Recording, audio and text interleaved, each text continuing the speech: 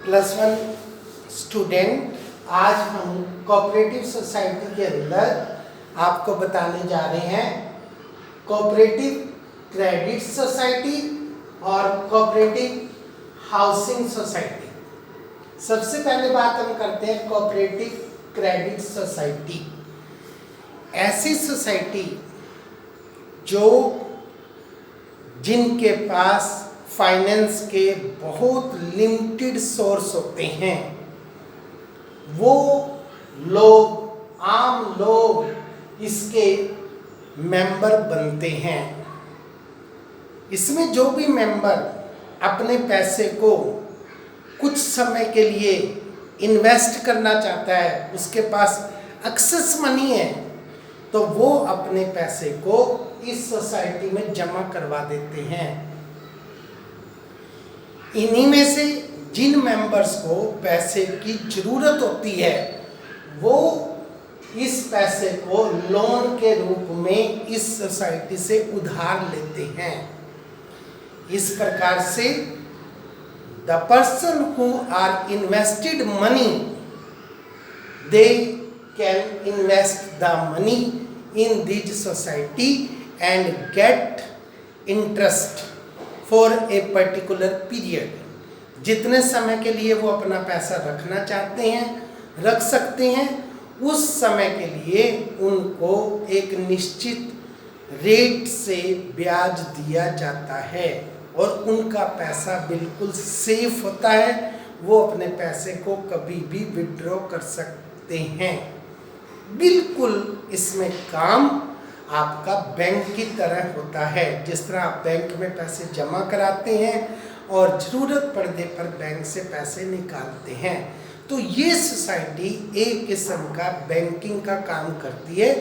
जो मेंबर इसमें पैसे लगाने में इंटरेस्टेड होते हैं, उनके पैसे को ये एक्सेप्ट करती है।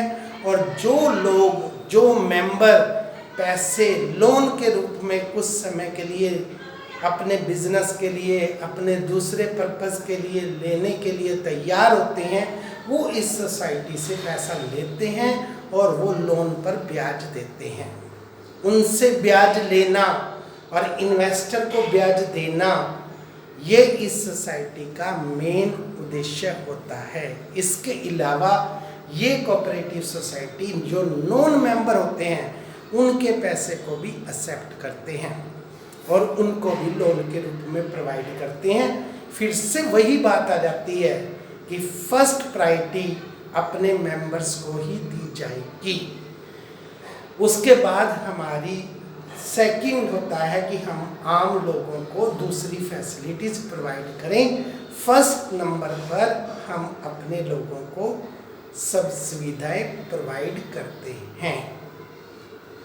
इसी तरह से हमारी आती है कोऑपरेटिव हाउसिंग सोसाइटी। बड़े बड़े शहरों में मकान बनाना, रेजिडेंशियल हाउस बनाना बहुत बड़ी प्रॉब्लम है, बहुत बड़ी समस्या है। एक आम व्यक्ति के बस की बात नहीं है कि वो अपना मकान बना सकें। तो ऐसे लोग जो अपना रेजिडेंशियल मकान बनाने में, फ्लैट लेने में इंटरेस्टेड लोग होते हैं, वो इस सोसाइटी के मेंबर बन जाते हैं। और उनसे हम सबसे पहले थोड़ी मात्रा में पैसा गैदर करते हैं और उनको मेंबरशिप में शामिल करते हैं। फिर उनसे जो पैसा गैदर किया गया है, उससे हम ज़मीन खरीदते हैं और ज़मीन खरीद पर उस पर डिफरेंट टाइप के प्लॉट्स बनाए जाते हैं। और फिर प्लॉट्स वगैरह बनाने का काम जब पूर्ण हो जाता है, तो जो हमारे मेंबर बने थे, उनको उनकी रिक्वायरमेंट के अनुसार, उनकी इन्वेस्टेड मनी के अनुसार उनको फ्लैट और उनको रेजिडेंशियल हाउस अलॉट कर दिए जाते हैं। इस प्रकार से बड़े शहरों में उनके लिए मकान बनाने की जो समस्या है, वो बहुत आसान हो जाती है, क्योंकि वो इस पैसे को एकदम से उन्हें जमा नहीं करवाना होता है। थोड़ी थोड़ी मात्रा में कई इंस्टॉलमेंट में जमा करवाना होता है और वो इजीली अपने पैसे को अरेंज करके जमा करवा कर अपनी सोसाइटी के मेंबर बनकर अपना मकान रहने के लिए खरीद सकते हैं। ये होती है हमारी हाउसिंग कोऑपरेटिव सोसाइटी। आजकल हम एक सीरियल भी देखते हैं जिसमें हम लोग बहुत इंटरेस्टेड होते हैं। तारक चंद का सीरियल जो आता है उसमें गोकुल सोसाइटी है। उसमें आप लोग देखते हो किस तरह से सोसाइटी में सारे लोग मिलकर रहते हैं और सारे फंक्शन इकट्ठे वो मैनेज करते हैं और सारे के सारे फंक्शंस के अंदर पूरी की पूरी सोसाइटी के लोग पूरी तरह से इंजॉय करते हैं। ऐसे ही आप दिल्ली, मुंबई, अहमदाबाद बड़े बड़े शहरों में जाओगे तो अलग अलग इस तरह से आपको सोसाइटीज़ मिलेंगी और उसमें फ्लैट्स होते हैं और वो फ्लैट्स उन्हीं सोसाइटी के मेंबर्स को अलॉट किए जाते हैं।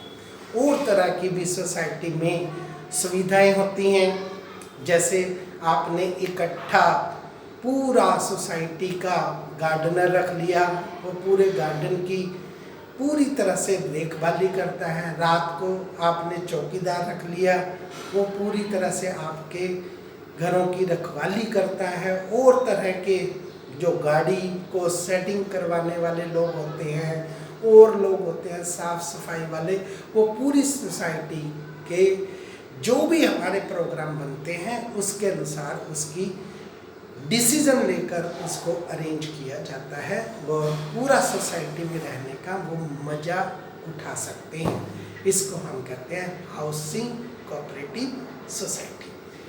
That's all.